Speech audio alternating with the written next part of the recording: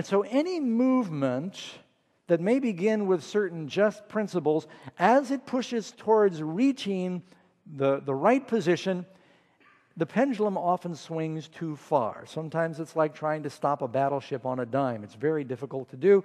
It often overshoots its mark. And this happened with the feminist movement, where it went way beyond just, and what I support, which was, of course, voting rights, equal pay for equal work, and protection against discrimination and sexual intimidation in the workplace. You know, I've got a picture here I'm going to put up on the screen. I want you to notice. This is a picture from New York City. It's small. I'm sorry, the resolution is small. And this is a parade in New York City. It is what we used to call women's lib, and then it was the women's movement, and then it was the feminist movement. It's gone under several labels. But in that picture, you may barely see, there's a lady dressed in sort of a Dolly Madison. Oh, I'm getting my American heroes mixed up.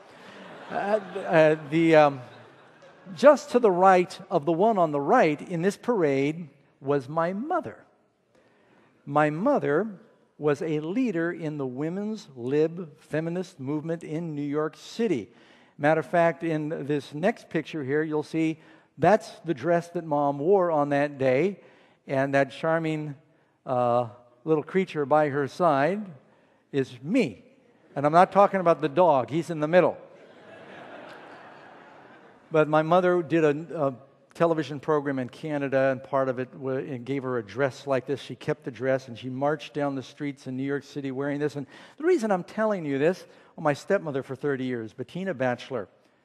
Some of you remember the Virginia Slims commercial for the cigarettes, their slogan, "You've come a long way, baby." And Betty modeled for those commercials. And so I grew up just immersed in the thinking of the feminist movement. My mother was a leader in that movement in New York City. And she finally left. And in her words, this is what she said. My mom was for equal pay and equal rights and some of the discrimination issues and many just things. But she said, she came home exasperated. She said, I can't be part of this anymore. And I still remember, I was only about 12 years old, but I remember her saying, she said, most of them are angry lesbians that want to be men. Amen. And now you can take it up with whoever you want. I'm just telling you what my mother said. And she was part of it. And so there has been a lot of pushing that's gone on in that movement that has other agendas. Part of it is to demasculate the men in our culture. And you can see that reflected in a lot of the advertising and the programming, and it has not been without effect. I believe that men should be men. I believe God has called men to lead. And I think what you're seeing in the church is a reflection of what's been happening in our culture, where because there has been a vacuum of leadership among the men, both in society and in the church, that wherever there's a vacuum of leadership, something will flow in and take its place, and women have been flowing in to fill the vacuum. Now, that has led beyond what the Bible, I believe, teaches us what's appropriate. I believe that there's a broad spectrum, there's a kaleidoscope of different ways that all men and women can minister. The thing we're really addressing our attention to today is the issue of women being ordained as pastors and elders. And what does the Bible say about that specific issue? Well, as it said in that Virginia Slim slogan, the times they are a-changing, and you've come a long way, baby. For instance, in 1978, 19% of seminary students, seminaries are where people study for ministry, they study theology, they were women. By the way, the word seminary comes from the same word as seaman. So it's interesting that you've got so many women in the seminary studying for, that's just where the root of the word is. 19% in 1978 were women. In 1994, slightly over 30%. So it went from 19 to 30%. Today, a little over 50%, 51% of those that are in seminaries studying for full-time ministry are women. And that's among the Protestant denominations. Of course, the Catholics and some of the Orthodox churches have taken a very hard stance on that, and so it's not a big an issue there.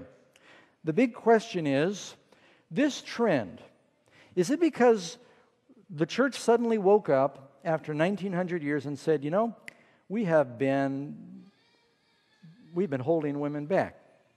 And women really should have been pastors all along the way, right alongside of men, pastoring congregations. And the light finally dawned because people started studying the Bible and they said, how have we missed all these scriptures for the last 1900 years? Or is it the pressure of culture, people's fear of being accused of being chauvinistic and rigid and unbending and socially backwards and primitive? Matter of fact, if you were to say what percentage is it new revelation from the Bible and what percentage is social cultural pressure, I would tell you, I'd submit 100% of it, of that change, has been driven by everything other than a new epiphany of what the Scripture has to say. I believe that we have been badgered and intimidated so that we're not really going by what does the Bible say. Matter of fact, in the Seventh-day Adventist Church, if you trace the history a little bit, I am sorry to say, a lot of those changes, and of course in North America, not so much in other parts of the world, now women are being ordained, they call it commissioned, but it's really the same thing as being ordained as pastors. And it's, you know, you can call it commission, but in every other way, it's the same as ordination with all the rights, privileges. And it's like Abraham Lincoln used to say, you can call a dog's tail a leg, but it's still a tail. And so just changing the label of something doesn't change the definition of it.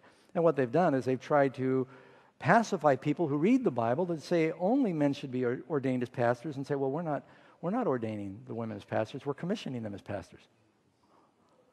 It's the same thing. And in every other way, the authority, they're baptizing, they're leading out in communion services, they're fulfilling all the sacred offices that God originally said that should be reserved for the men. And this is a dangerous subject for me to share, but you know, I just figure someone's got to say something, and if I perish, I perish. I've been here a long time anyway.